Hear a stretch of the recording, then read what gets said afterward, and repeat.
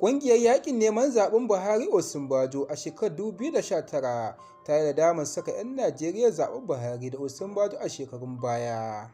Wata ƙungiya da ta yi fafutukar ganin gwamnatin shugaban ƙasa Muhammadu Buhari da Osinbajo ta hau ƙaragar mulki a shekarar 2019 ta ayyana nadamar tare da neman yafiyar 'yan Najeriya. Ƙungiya mai suna Buhari Osinbajo Support Group sun bayyana cewa sun mara tafiyar Muhammadu Buhari baya ne kafin zuwa wannan lokacin, amma yanzu sun canza salo, sun canza ra'ayi. Ƙungiyar tana roƙon 'yan Najeriya akan su yafe musu bisa cinikin dare da suka sanya suka yi ta hanyar nuna wa tafiyar APC makauniyar soyayya a shekarar 2019. Bugu da ƙari ta yi kira ga 'yan Najeriya wajen ƙara haƙuri bisa halin da ake ciki na rashin jin daɗin rayuwa da mulkin ta haifar.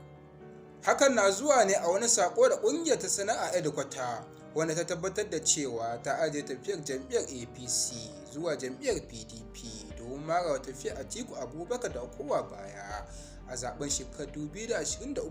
Shugaban ƙungiyar ya ƙara da cewa ya tabbatar da cewa ƙungiyar suna da magoya baya kimanin miliyan 9 a cikin ƙasar nan. Daga ƙarshe ya ƙara da cewa sun yi nadamar kasancewa magoya bayan jam'iyyar APC a shekaru da suka shuɗe, inda ya ce ba komai ba ne ba fatar sharrin makauniyar soyayya da ta lullube musu idanu. Sannan ya yi kira ga 'yan Najeriya musamman 'yan ƙungiyar da su aiki tukuru wajen ganin sun fatattaki abin da ya kira da jam'iyyar mai bakin ƙashi, wato jam'iyyar APC. Da haka muka kawo ƙarshen labaran, ka kuma ta gudanar subscribe da alamar ƙararrawa don samun sabbin labarai da zarar mun ɗaura su.